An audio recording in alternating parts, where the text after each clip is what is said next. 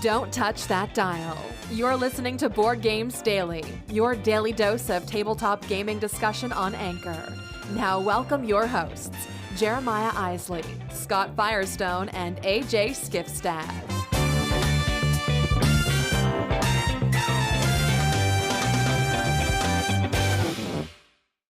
Hey everyone, thanks for joining us for another week and another episode here at Board Games Daily. We've got a bunch coming at you this week, but for today, let's just focus on today for right now. We've got a couple things. We're going to learn the results of last week's cage fight. We're also going to talk about Gloomhaven, and we are going to have a new feature that will be weekly here. It's going to be kind of a companion piece to our written blog entry. It's called Kickstarter Weekly. So stay tuned for all of that and more coming at you today. Before we get into it, though, I got to remind you about the hotline, 216-352-3864. Get in on that. You can call, be a part of the show, ask questions, respond to the conversations and the topics that we have this week. All those things are possible. All you got to do is call that number and you're in on it. Let's see, what else do I need to tell you about? Oh, I don't know. There's some huge contest going on where it's like $300 worth of games from Gamelin Games. It's every Tiny Epic game in its deluxe format, plus this really cool carrying bag. You know, just that. So go over theologyofgames.com. The landing page there will have a button. It'll say enter the contest. All you got to do is enter the contest. There's tons of ways you can do it. By following us on socials, by tweeting at us, by signing up for our email newsletter, subscribing to the podcast. There's just a million ways that you can get entries into this. Everything that you do gives you another chance to win this amazing prize from our good friends at Gamelin Games. Okay, that's all I'm going to say right now. We're going to get into the show. Thanks for tuning in for another day here on Board Games Daily.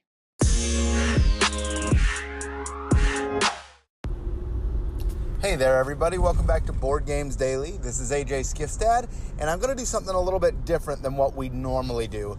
We used to talk about games that we were going to play for our game nights, and we geared away from doing that. We wanted to talk about games we actually play and what we thought of them. However, this is a little bit different due to the nature of this game. I'm going to talk about one that is going to hit the table tonight and that I'm super excited about. Been waiting to play this for a while. It is the number one game on BGG. It is Gloomhaven. I have been going over the rules for this game for weeks now. You say, are you kidding? For weeks? Well, yeah, because I read about a page and a half each night and then I fall asleep. So I am so ready to play this game. Tonight when I play it, we're just going to take two other guys are going into the dungeon with me, and we're going to go ahead and try and take on some of these bandits in this first scenario.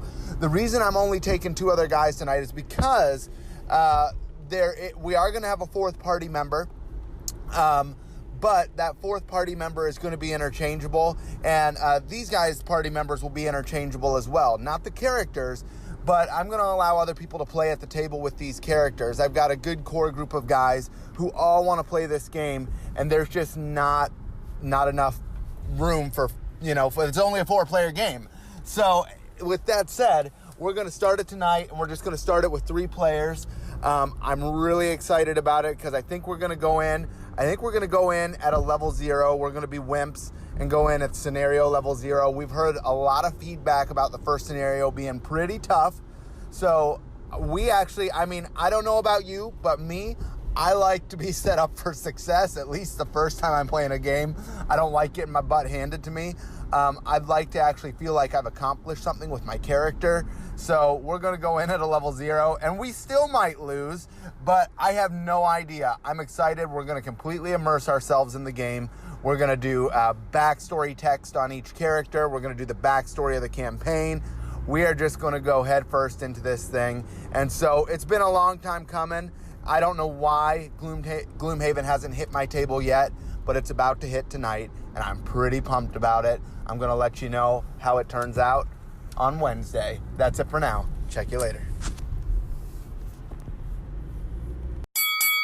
Ladies and gentlemen, it's time for this week's Game Night Cage Fight! And in this corner, 2 games enter and 1 game leaves. Who wins? You decide. Vote on this week's cage fight by going to Twitter at Boardgames Daily or call in 216-352-3864. Winner and still champion.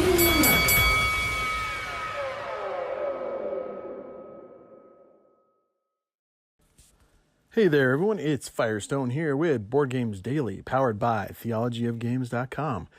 Coming to you with this week's Game Night Cage Fight. Tonight it's 2 games from the great designer Tom Lehman, both published by Rio Grande Games, and it is Race for the Galaxy versus Roll for the Galaxy. What are your thoughts? Which one's better? Which do you prefer and why? I'll tell you what I think. So, I tried playing Race for the Galaxy for a number of years when it first came out, and I was confused. I was lost. I would play and just be like, I don't know what I'm doing, and get smoked by other people, obviously, who that was really their type of game. Then when Roll for the Galaxy came out, I played that, and for some reason it clicked a little better with me. But I have gone back and revisited Race for the Galaxy since then, and my vote is Race for the Galaxy. I like the, not simplicity, but just the original. It feels stronger. Race has a lot of things going on that I'm not a huge fan of, including dice. I generally don't like dice. I like if they're used in interesting ways, like in worker placement games, but if it's just roll and hope you get good things and can do things with it, I'm less of a fan of that. And I know there are ways to mitigate it. I know there are lots of options with this. And I enjoy Roll for the Galaxy. This is not a huge win for me, but Race for the Galaxy takes it.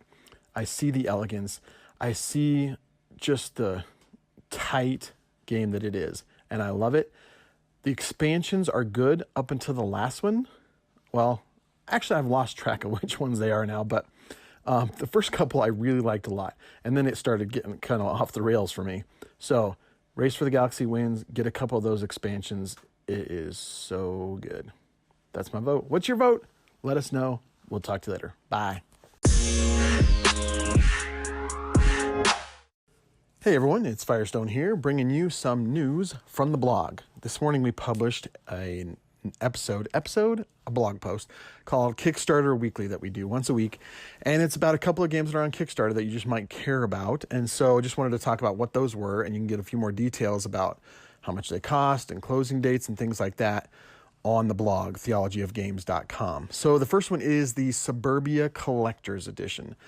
Now, Suburbia came out in 2012, I want to say, and I actually liked it. I think it's a kind of an underrated little game that I enjoy. There are a few things I don't really like. I'm not a huge fan of hidden goals, and so somebody can be blocked out of a goal just by happenstance, and I've seen that in more than one game. It's not like it's a rare thing, but somebody will just be building along, and then somebody has this hidden goal that's like, oh, if I had the most of that thing, and that guy keeps building that thing, and that guy has no idea he's doing anything that's messing with that guy's hidden goal. Stuff like that kind of bothers me. I'm fine with open goals where everybody can see, and then if that guy is building those, it's to screw you over, and that's fine. But when they do it and they aren't even aware of it, I don't like that. Anyway, I really like the game. It is, it's got this great auction. It's got this spatial element where you're building things, and you sometimes want things next to things, and sometimes you don't because it might cost you points. I really like it. I wasn't sure that it screamed for a collector's edition, and yet this campaign is at $1.4 million. I have no idea how that's a thing, but there you go. So $1.4 million worth of people want a collector's edition of Suburbia. It's a great game. Not sure it's worth that, but anyway, you should check it out. It's pretty cool. And I mean, they have game trays, they have upgraded components. If you like Suburbia, then this is right up your alley. If you've been curious about it, it includes all the expansions, all this great stuff. Like, this is going to be the definitive edition of it. So check it out. The other one is Millennium Blades Collusion. Now, Millennium Blades is a game that is just crazy. It's this game about being a CCG player. And so you start with these cards, and there's this a few rounds of like real-time buying and trading where there's a market and a store and you're like, okay, I'm going to pay some money and I'm going to buy this card and then I'll trade you this card. And it's all happening in real time. It's frenetic and crazy, and you're trying to build your deck. And then after a set amount of time, then you kind of go into the tournament and you're playing against other people and you've laid out your cards one at a time and you're trying to keep them from getting flipped over so that you can score victory points. Very abstracted, but it's really cool. This game has tons of quote unquote sets of cards, and when you buy a card, it looks like a Magic the Gathering pack or some kind of a pack that you would open up and see what's inside, and you know what set it's from, but you don't know which card it is. And so there's lots of mystery, and what am I going to get in this? Is it going to be a great card? Is it going to be a bad card? Super fun. And it's hard to explain. It shouldn't work, but I really have fun every time I play this game. And there is so much stuff in the base game that I can't even imagine ever getting to the expansion stuff. And this is the second expansion. I have the first one. I can't remember what it's called. Set Rotation, I think. I haven't even cracked it. I mean, I've looked at it, but I haven't added it. I haven't even come close to playing the base game stuff. Collusion adds a whole new set of expansion cards, a bunch of new characters, a bunch of new sets of cards, a new gameplay type. And the box is going to be bigger and will hold all the cards from all the sets. It's just Level 99 does this, where they just throw so much stuff at you that there's no way you could ever get bored with this. Unless this was the only game you played every single week, that's the only time I could see somebody getting through all this content. And I love that. That's a huge value to me. So, Millennium Blades Collusion, it's going to be the last expansion. It's going to hold all the other stuff. There's an option, if you're a veteran, to just get this. If you've never played before, there's an option to get the base game in this, the base game and set rotation in this. Lots of options, free shipping. Check it out. And check out the blog for more details, theologyofgames.com. We'll talk to you later. Have a great day. Bye. You can be more than just a listener. If you're listening via the Anchor app, you can be a part of the discussion by using the voice message feature. Don't just sit on the sidelines. Download the app and join the conversation today.